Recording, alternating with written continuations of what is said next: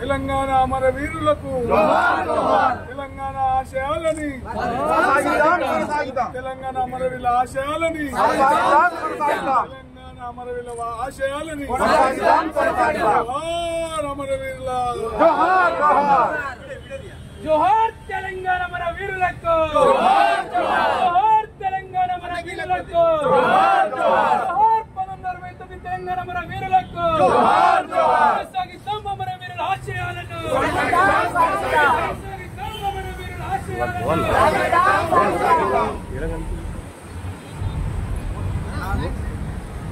జోహార్ తెలంగాణ విద్యార్థి అమరవీరులకు జోహార్ 69 ఉద్యమకారులకు అందరూ ఒకసారి చేతులు లేవటారు అమరవీరులకు జోహార్ తెలంగాణ విద్యార్థి అమరవీరులకు జోహార్ తెలంగాణ అమరవీరులకు సాధిద్దాం అమరవీరుల ఆశయాలను సాధిద్దాం అమరవీరుల ఆశయాలను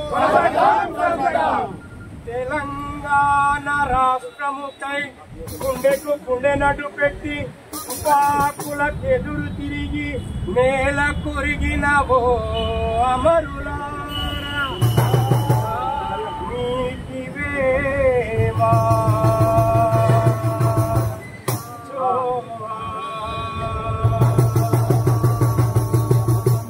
జోహారులు జోహారులు అమరులకు జోహార్ వీరులకు జోహార్ అమరులకు జోహార్ వీరులకు జోహారులు జోహారులు అమరులకు జోహార్ వీరులకు జోహార్ వీరులకు జోహార్ అమరులకు జోహార్ వీరులకు జోహార్ తోవా పువ్వుల తీరు అమరులుంటారు అమరులుంటారు అమరులుంటారు తోవా పువ్వుల తీరు అమరులుంటారు జోహారులు జోహారులు అమరులకు జోహారు వీరులకు జోహారు అమరులకు జోహారు వీరులకు జోహార్ నీళ్ళ వనరు తరలించి నిధులన్నీ మళ్లించి తెలంగాణ బతుకుల్ల జగమట్టి కొట్టినా ఆంధ్ర సర్కారుపై అరవీర పోరు చేసి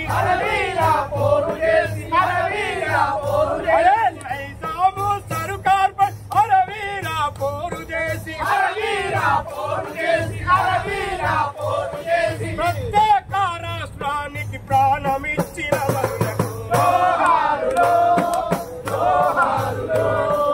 అమరులకు జోహారు వీరులకు జోహార్ అమరులకు జోహారు వీరులకు జోహార్ దొరల భూస్వాముల కోటలను పగులగొట్టి ఎత్తల వనములోన విప్లవం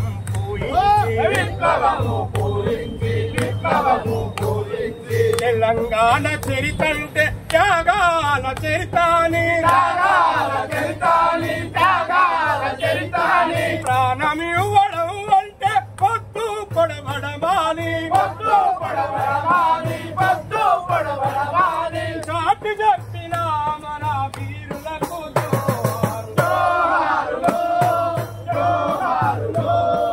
అమరులకు జోహారు వీరులకు జోహార్ అమరులకు జోహారు వీరులకు జోహార్ కను పాప చూపుల్ల కన్నీటి పాటల్లా వెన్నెలా దీపాల వెలుగులైనోళ్లకు ఏటి పాయల నీటి పూటల జోహార్ గట్ల మీద గడ్డి చిలుకల జోహార్ చిలుకల జోహార్ వరి మొలకల జోహార్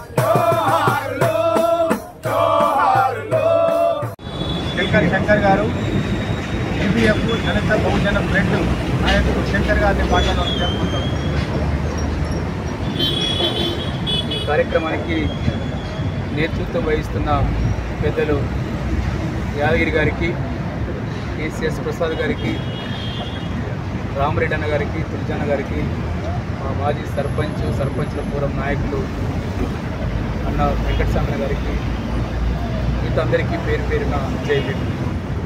ఇవాళ ఇంతకుముందు పెద్దమంది చెప్పారు, ఈ గడ్డ, ఈ ప్రాంతం రెసిడెంటల్ బజార్ కానీ, మొండా మార్కెట్ కానీ, ఇక్కడ పోలీసులు ఎట్లా తెలంగాణ ఉద్యమకారులను తరుముకుంటూ కాల్చుకుంటూ ఈ భూమిని అమరుల రక్తంతో ఎట్లయితే తడిపించారనేది మన సీనియరు తెలంగాణ ఉద్యమకారులు, అప్పుడు 1969లో పాల్గొన్న ఉద్యమకారులు మన కళ్ళ ముందు కొంత సాక్ష్యాన్ని ఇవ్వడం జరిగింది. ఇవాళ రోజు అనేక మంది అనేక రకాలుగా వాదిస్తూ ఉన్నారు, చర్చల్లో ఉన్నాయి, మనందరికీ తెలుసు. వాళ్ళ కొంతమంది విద్రోహ దినంగా పాటిస్తూ ఉన్నారు, కొంతమంది విమోచన దినంగా పాటిస్తూ ఉన్నారు, కొంతమంది ఇది విముక్తి దినోత్సవం కూడా అంటున్నారు, కొంతమంది స్వాతంత్ర దినోత్సవంగా మాట్లాడుతున్నారు. కేసీఆర్ అయితే దీన్ని జాతీయ సమైక్యత దినంగా పాటించాడు. ఇవాళ రేవంత్ రెడ్డి ఇవాళ దీన్ని ప్రజా పరిపాలన దినోత్సవంగా కుదించి ఇవాళ చరిత్రను వక్రీకరించే ఒక ప్రయత్నము మొత్తం తెలంగాణ ఉద్యమంలో జరుగుతుంది. ఏదేమైనప్పటికీ, ఏ చర్చలు ఏమైనప్పటికీ ఈ గడ్డ దొరలకు వ్యతిరేకంగా పోరాడిన గడ్డ.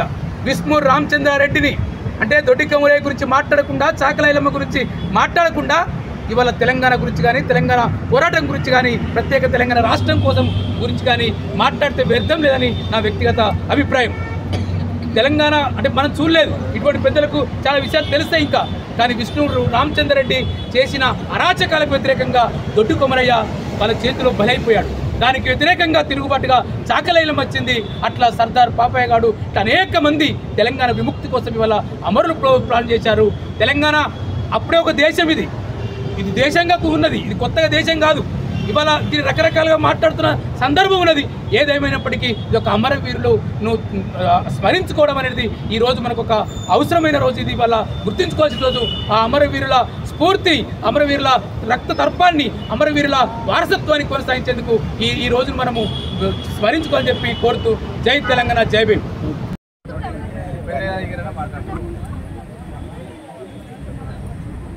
జోహార్ తెలంగాణ అమర వీరులకు, జోహార్ తెలంగాణ అమర వీరులకు, జోహార్ తొలి దశ మలి దశ అమర వీరులకు. మిత్రులారా, కామ్రేడ్, ఇక్కడ అక్కడ కూడా చాలా మంది ఉన్నారు కాబట్టి ముందు మాట్లాడిన వాళ్ళు చాలా విషయాలు చెప్పారు. కొంచెం మైక్ కిందకి. అయితే విషయం ఏంటంటే స్పష్టంగా 2-3 విషయాలు చెప్తాను. నేను ఎక్కువ దూరం పోను. ఇక్కడ మనం నిలబడ్డది సికింద్రాబాద్లో క్లాక్ టవర్లో ఉన్నటువంటి 1969లో ఏదైతే పోలీసులకి చంపబడ్డ ఈ రక్తపు టేర్లు పారినటువంటి జాగలో స్థూపం కట్టారో ఆ స్థూపం దగ్గర మనం ఉన్నాం. ఎందుకు ఈ రోజు ఉన్నాము? ఈరోజు మాట్లాడుకోవాల్సిన అవసరమే వచ్చింది. ఇంతమంది తొలి దశ మలి దశ ఉద్యమకారులు ఇక్కడ ఎందుకు అక్క వాళ్ళతో సహా వీళ్ళందరూ ఉన్నారు అనేది ఒక ప్రశ్న వేసుకోవాలి. దాదాపు అన్న చెప్పిండు, యాదగిరి అన్న 47-46లోనే అనేక పోరాటాలు జరిగితే 48లో మనకు ఈ హైదరాబాద్ విలీనం జరిగింది భారతదేశంలో. ఎందుకు మరి ఇంత దుర్మార్గమైనటువంటి ఒక నియంతృత్వ ఆలోచనలతో ఈ రోజు వరకు కూడా అట్లనే ఉన్నాయి.